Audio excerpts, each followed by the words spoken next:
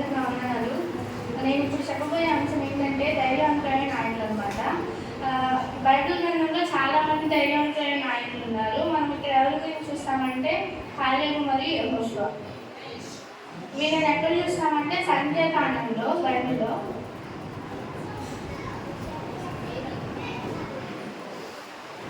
అందరూ ఒకసారి Bible open చేయండి. సంఖ్యాకాండం 13వ అధ్యాయం 26వ వచనం నుంచి చూడండి.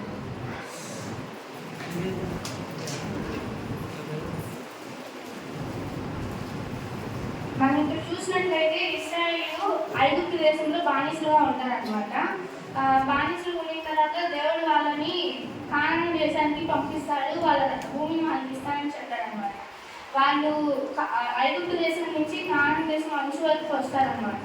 దేవుడు వాళ్ళని ఒక 12 మందిని కానాను దేశం దగ్గరికి వెళ్ళి ఆ దేశం అంతా ఎలా ఉంది అని చూడమంటాడు అనమాట. కొంతమంది వెళ్తారనమాట. ఇశ్రాయేలు మరియు కానాను యెహోషువ వీళ్ళు వెళ్ళి చూసి వస్తారు. చూసి వచ్చి ఆ దేశంలో ఉన్న పండ్లను తీసుకొచ్చి ఇశ్రాయేలుకి మోషే మరియు అహరోనుకి చూపిస్తారనమాట. వాళ్ళు ఏం చెప్తారంటే, మేము ఆ దేశానికి వెళ్ళాము, అది పాలగేలు ప్రవహించే దేశమే, దాని పంటివి, కాకపోతే మన జనాల కంటే వాళ్ళు ఎక్కువ బలవంతులు, మనకంటే వాళ్ళు ఎక్కువ మంది ఉన్నారు, చాలా మంది ఉన్నారు అని చెప్తే, అప్పుడు కాలేబు మరియు యెహోషువ ఫస్ట్ ఆ ఇశ్రాయేలుని నిమ్మలంగా ఉంచి మనం ఆ దేశాన్ని జయిస్తాము, ఆ దేశానికి వెళ్తాము అని చెప్తారనమాట. కానీ ఆ దేశానికి వెళ్ళొచ్చిన వాళ్ళు ఏం చెప్తారంటే, అక్కడ చాలా మంది జనాలు ఉన్నారు, వాళ్ళని మనం జయించలేము, వాళ్ళ ముందు మనం చూసుకుంటే మనం మెంటల్గా ఉన్నాము, వాళ్ళకు కూడా అలానే కనిపిస్తామని చెప్తే ఇంకా ఇశ్రాయేలు జనాలందరూ ఏడుస్తారనమాట. రాత్రంతా మునుగుతూ ఉంటారు. అయ్యో దేవుడు మమ్మల్ని ఎందుకు ఐగుప్తులకి అప్పగించారు, ఈ అరణ్యంలోకి తీసుకొచ్చాడు, మేము మళ్ళీ ఐగుప్తుకి వెళ్తే మంచిదా అని వాళ్ళ నాయకుల గురించి సనుగుతూ ఉంటారు అనమాట. ఇంకా మోషే వాళ్ళందరి ముందు సాగిలు పడిపోతాడు. కాలేబు మరియు యెహోషువ ఇంకా వాళ్ళందరి ముందు దేవుడు మంచివాడు. ఇక్కడ మనం సంఖ్యాకాండంలో 14వ అధ్యాయం 6 నుంచి 8 వచనాలు చూస్తే, అప్పుడు దేశం సంచరించి చూసిన వాళ్ళు నూనా కుమారుడు యెహోషువ రెన్నేడు కుమారుడు కాలేబును బట్టలు చింపుకొని ఇశ్రాయేలుల సర్వ సమాజంతో, మేము సంచరించి చూసిన దేశము మిక్కిలి మంచి దేశము, యెహోవా మన ఎందు ఆనందించిన ఆ దేశంలో మనల్ని చేసి దాన్ని మనకిచ్చును, అది పాలు తేనెలు ప్రవహించే దేశము. దీన్ని బట్టి చూస్తే వాళ్ళందరూ ఆశలు కోల్పోయి దేవునికి విడిపడిన కానీ ఇక్కడ కాలేబు మరియు యెహోషువ దేవుని నమ్మారనమాట. వాళ్ళందరూ భయపడి ఏడుస్తున్నా కానీ వీళ్ళు వాళ్ళని ధైర్యపరిచి మీరు భయపడకండి, చిన్న చిన్న వాటికి దేవునికి తిరుగుపడకండి, ఆయన ఆ దేశాన్ని మనకి ఇస్తాడు అని వాళ్ళందరికీ నమ్మించాడనమాట. దీన్ని బట్టి మనం ఏం చూడాలంటే, మన లైఫ్లో ఎన్ని చిన్న కష్టాలు వచ్చినా పెద్ద కష్టాలు వచ్చినా దేవునికి తిరుగుపడకూడదు, అలానే దేవుని మీద నమ్మిక కోల్పోకూడదు. మనం దేవుని నమ్మిక నుంచి ధైర్యంగా ఉండేలా ఎంత చిన్న విషయమైనా ఎంత పెద్ద సమస్య అయినా మనం దాన్ని సాధించగలము. ఈ చిన్న మాటలు దేవుడు దీవించగలుగుతాము.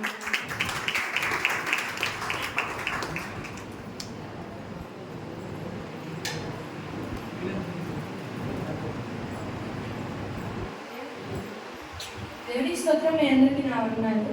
నేను చెప్పబోయే టాపిక్ ఏంటంటే రూపాంతరం చెందిన నాయకులు. అసలు ఈ రూపాంతరం పొందిన నాయకులు అంటే ఎవరు, వాటి వల్ల ఏం జరిగింది ఇప్పుడు మనం నేర్చుకుందాం.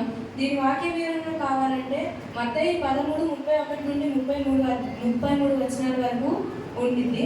దాంట్లో ఏముంటుందంటే, యేసు ప్రభు పరలోకం గురించి బోధ చేస్తూ తన శిష్యులకి కొన్ని ఉదాహరణలు చెప్తారు. ఏమేంటంటే, పరలోక రాజ్యం అనేది ఆవగింజను పోయినటువంటిది, అది విత్తనాలన్నింటిలో చిన్నది, కానీ కూర మొక్కలు అన్నింటిలో చాలా పెద్దదై పక్షులు వచ్చి దాన్ని ఆ చెట్టు మీద గూళ్ళు కట్టుకునేంత పెద్దగా విస్తరించి అది పెరుగుతుంది. అలానే యేసుక్రీస్తు ఇంకొక ఉపమానం తీసుకొని తన శిష్యులకు చెప్తారు. ఏంటంటే, ఒక స్త్రీ పులిపిండి ఉపయోగించి రొట్టెలు చేస్తుంది కదా, అలాంటిది పరలోకం అని యేసుక్రీస్తు చెప్తారు. అసలు పరలోకానికి ఎలా వెళ్ళాలి ఏంటి అంటే, యేసుక్రీస్తు స్వారూప్యంలోని కనుక మనం మారినట్టయితే ఆ పరలోకానికి వెళ్ళే అవకాశం మనకు ఉంటుంది. మరి ఆ యేసుక్రీస్తు స్వారూప్యంలోకి ఎలా వెళ్ళాలి అంటే, ఆదికాండంలో దేవుడు తన రూపంలో మనల్ని చెప్పుకుంటారని ఉంటుంది కదా, అది బైబిల్లో చాలా మంది పాటించారు, కానీ దాంట్లో స్టెఫెన్ అని ఒక వ్యక్తి ఉన్నారు కదా, ఆ స్టెఫెను యేసుక్రీస్తు బోధన వివరించే ముందు దాకా అసలు ఎవరికీ తెలియదు. ఏంటి ఈ అబ్బాయి ఎవరు అన్నట్టు యేసు పిలుచుకున్న తర్వాత అతను బోధ చెప్పడానికి బయటకు వచ్చారు. యేసుక్రీస్తు స్టెఫెన్తో పాటు ఇంకా చాలా మంది తీసుకున్నారు. కానీ స్టెఫెన్ని ఎందుకు ఉదాహరణ చెప్తున్నాను అంటే, అతను దేవుడి కోసం ఏదైనా చేయడానికి సిద్ధపడ్డాడు. ఇంకా తన భూలోకం గురించి ఆలోచించలేదు. ఎంత కష్టం వచ్చినా సుఖం వచ్చినా కానీ ఇంక దేవుడి బోధన నేను చేస్తాను అన్నట్టు ధైర్యంగా ఉన్నాడు. ఎలా అయితే సౌలు పౌలుగా రూపాంతరం చెందారో అలా మనం కూడా రూపాంతరం చెందితే యేసుక్రీస్తు స్వరూపంలోకి మారితే పరలోక రాజ్యానికి వెళ్ళే అవకాశం ఉంటుంది. యేసుక్రీస్తు స్వరూపంలోకి మారాము అని ఎలా తెలుస్తుంది అంటే, గలతీ 5లో ఆత్మఫలాలు ఉంటాయి. ప్రేమ, సంతోషం, సమాధానం, దీర్ఘశాంతం, దయాళుత్వం, మంచితనం, మానవత్వం, ఆశా నిగ్రహం. ఇవి కనుక మనం గుర్తించి మన జీవితంలో ఇంప్లిమెంట్ చేసుకుంటే అప్పుడు యేసుక్రీస్తు స్వారూప్యంలోకి మనం మారడం, పరలోక రాజ్యానికి వెళ్ళే అవకాశం ఉంది. ఈ చిన్న వాక్యం దేవుని దీవించుగాక.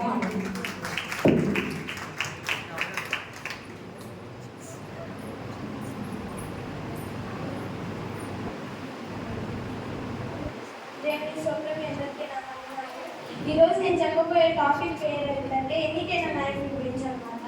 మనం ఇక్కడ ఎన్నికైన నాయకుడు న్యాయాధిపతి గ్రంథంలో చూడవచ్చు. న్యాయాధిపతి గ్రంథం 4వ అధ్యాయానికి 4వ వచనం నుంచి అసలు ఎన్నికైన నాయకులు అంటే ఏంటంటే దేవుడు మన ప్రజల కోసం ప్రేరేపించుకున్న నాయకులు ఎన్నికైన నాయకులు అంటారు. మనం ఇక్కడ దెబోరా గురించి చూద్దాము. ఇక్కడ దెబోరా ఎఫ్తాదీయుల భార్య అయిన దెబోరా అన్నమాట. దెబోరా ఎక్కడ ఉంటుందంటే రామాలకు బేతేలు మధ్యలో మాన్యమందుని సర్వవృక్షం కింద కూర్చొని తన ఇశ్రాయేలు ప్రజలకు తీర్పు తీరుస్తూ ఉంటుంది అన్నమాట. ఒకరోజు దేవుడు తనని ప్రేరేపించుకుంటారు, ఇలా మీరు యాబీను సిసెరా మీద యుద్ధానికి వెళ్ళాలి అని చెప్పి. అప్పుడు సిసెరాకి వాళ్ళ మీదకి గొడవ ప్రకటించి దేవుడు దెబోరాతో ప్రవచించినప్పుడు దెబోరా బారాకు దగ్గరికి వెళ్తుందన్నమాట. అబీదేవి కుమారుడైన బారాకు దగ్గరికి వెళ్ళి బారాకు మన మీద వాళ్ళ మీదకి యుద్ధానికి వెళ్ళాలంట అని చెప్పి దేవుడు ఇలా చెప్పాడు అని దేవుడు ఇలా ప్రవచించారు అని చెప్పినప్పుడు బారాకు వెళ్తారనమాట. దెబోరా చెప్తుంది, ఒక 10,000 మందిని తీసుకురమ్మని చెప్పి నఫ్తాలీయులు బేతేలు మధ్యలో 10,000 మందిని జబ్లూరు నుంచి 10,000 మందిని తీసుకొని తాబోరు కొండ వద్ద తీసుకురమ్మని చెప్తుంది అనమాట. అలానే బారాకు తాబోరు కొండ వద్దకు ఆ 10,000 మందిని తీసుకొని తాబోరు కొండ దగ్గరికి వెళ్ళి అక్కడ దెబోరా ఉంటుందన్నమాట. బారాకి చాలా భయం వేస్తుంది. ఇప్పుడు తను యుద్ధానికి వెళ్ళలేడు. అప్పుడు దెబోరాని బారాకు అడుగుతాడనమాట, నీవు నా పక్షాన్ని ఉంటేనే నేను అక్కడికి వెళ్ళగలుగుతాను అని చెప్పి ఒక స్త్రీ హెల్ప్ని తీసుకొని వెళ్తుందనమాట. తను ఒక్కటే ఏకైక న్యాయాధిపతి, తన ఒక ప్రవృత్తి ఉంది ఇక్కడ. ఒక స్త్రీ హెల్ప్ తీసుకొని వెళ్తాడనమాట. అయినా సరే దెబోరా చెప్తుంది, దేవుడు ఇలా ప్రవచిస్తున్నాడు, నేను ఒకవేళ నీకు వస్తే నీ ప్రయాణం మొత్తంలో నువ్వు చేసిన దానికి ఘనత అనేది నీకు చెందదు, అది వేరే ఒక స్త్రీకి చెందుతుందని చెప్పి చెప్తారనమాట. అయినా సరే బారాకు నాతోనే రావాలి అని చెప్పేసి దెబోరాని వెంట పెట్టుకొని తీసుకెళ్తారు. దెబోరా అలానే గొడవపడుతుంది. తన సైన్యము అన్ని సిసెరా వల్ల సైన్యం మొత్తం తగ్గిపోతూ ఉంటుంది. దెబోరా వాళ్ళంతా ఓడించుకుంటూ వెళ్ళిపోతారనమాట. ఇంకా వాళ్ళంతా మనం ఓడిపోతున్నామని చెప్పి సిసెరా బాగా భయం వేసేసి ఇక్కడ కొండ కింద ఉన్న 50 వాళ్ళ ఇంటికి వెళ్ళిపోతాడు అనమాట. తనకి ప్రాణభయంతో వెళ్ళి వాళ్ళ ఇంట్లో దాముకుంటాడు అనమాట.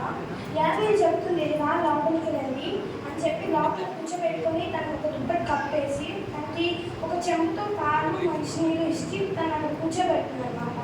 తను మెల్లగా నెలల్లోకి జారుకున్న తర్వాత 50 తను ఒక మేక తీసుకొని హెడ్ మీద పోతుంది అనమాట. అక్కడితో సిసెరా చనిపోతాడు. తర్వాత బారాకు అటువైపుగా వస్తాడనమాట. ఇటువైపు సిసెరా ఏమన్నా వచ్చాడా అంటే అప్పుడు 50 చెప్తుంది, ఇంకొన్ని చూడండి సిసెరా ఇలా చనిపోయినారని చెప్పి చెప్తుంది. మనం కూడా అలా బారాకులాగా భయపడకుండా దెబోరా లాగా ధైర్యంగా ఉండి ఉంటే అక్కడ విజయం మాత్రం మనదే.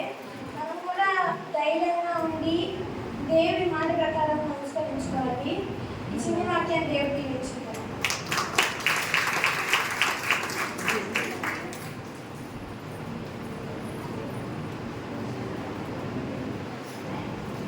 మీ అందరికీ వందనాలు. ఈరోజు మనం నేర్చుకున్న నాయకుల గురించి చెప్పుకుంటున్నాం. నేర్చుకున్న నాయకులు అంటే ఇక్కడ మనకు వచ్చేది మార్తాను మరియ. వీరి గురించి లూకా 10వ అధ్యాయం 38 నుంచి 42 వరకు చూస్తాం. వాళ్ళు ఒక ఊరికి వస్తుండగా మార్త వాళ్ళ ఇంటి చెంత తీసుకెళ్ళింది ప్రభుని. అప్పుడు ప్రభు కాళ్ళ దగ్గర మరియ అని ఒక ఆమె కూర్చొని ప్రభు బోధన వింటూ ఉన్నప్పుడు మార్త ఏమో వంటగదిలో కూర్చొని పని నేర్చుకుంటూ ఉండింది. మార్తకేమో వంటగదిలో బాగా వేయడం వల్ల చిరాకు తొందరగా ప్రభు దగ్గరికి వెళ్ళి ప్రభువా నీకు చింత లేదా నేను ఇంత కష్టపడుతుండే అని ప్రభుని ప్రశ్నిస్తూ ప్రభువా నాకు సహాయం చేయమని మార్తకు చెప్పండి ప్రభు అనింది. అప్పుడు ప్రభు అంటారు, మార్త నీవు నీ పని కోసం చింతిస్తున్నావు, కానీ మరియా నా బోధన కోసం నా వాక్యం కోసం తన పళ్ళని పక్కన పెట్టి ప్రభు బోధన కోసం వింటూ అక్కడ కూర్చునింది. దీనివల్ల మనం నేర్చుకునేది ఏంటంటే మన సండే పూట చాలా మంది పనిలో ఉండటం వల్ల రాలేకపోతారు. కానీ ప్రభు సన్నిధి కావడం వల్ల ఎంత మేలో చాలా మంది తెలియక వాళ్ళు ఇంట్లో ఉంటున్నారు. ఒక్కసారి ప్రభు సన్నిధికి వచ్చి ఆయన వాక్యం వింటే ఆయన అడగలో నడిస్తే ఇంకోసారి ఆయన సన్నిధి రాకుండా ఇంకెవరు లేరు. దేవుని సభకి ఎందుకు ఉన్నారు.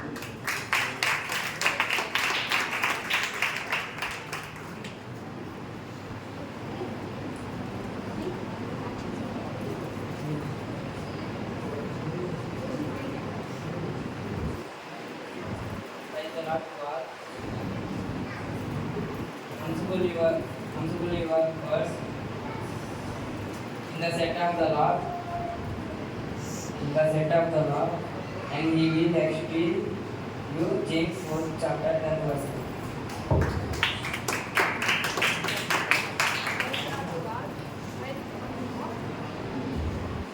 Praise the Lord to all. The second great love hath no a man then is that a man love is this is a life, this life friends. John 15:30.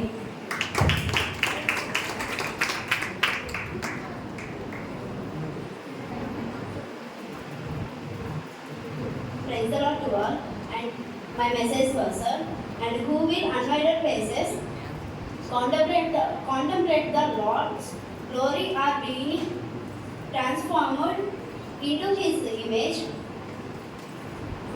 ever increasing glory, which comes from the Lord who is Spirit. 2 Corinthians chapter 18 verse.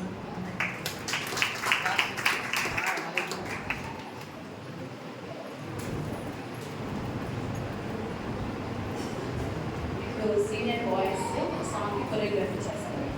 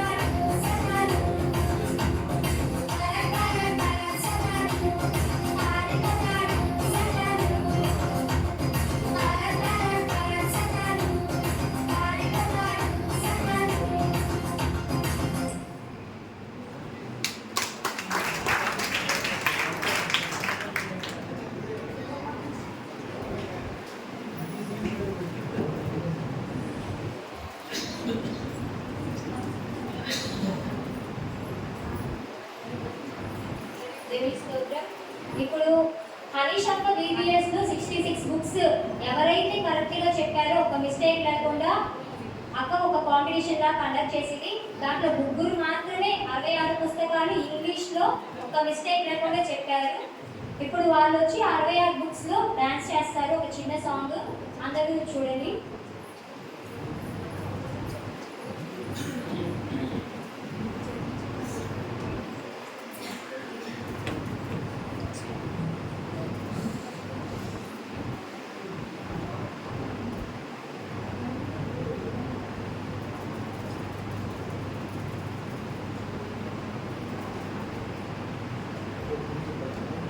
Chuck Austin.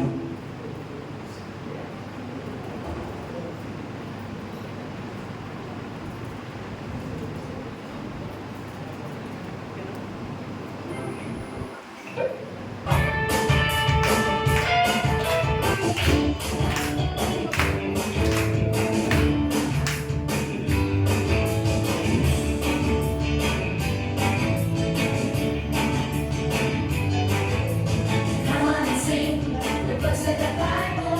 Come on and sing along with me. Come on and sing the books of the Bible. Come on and sing the D-R-D-L-E.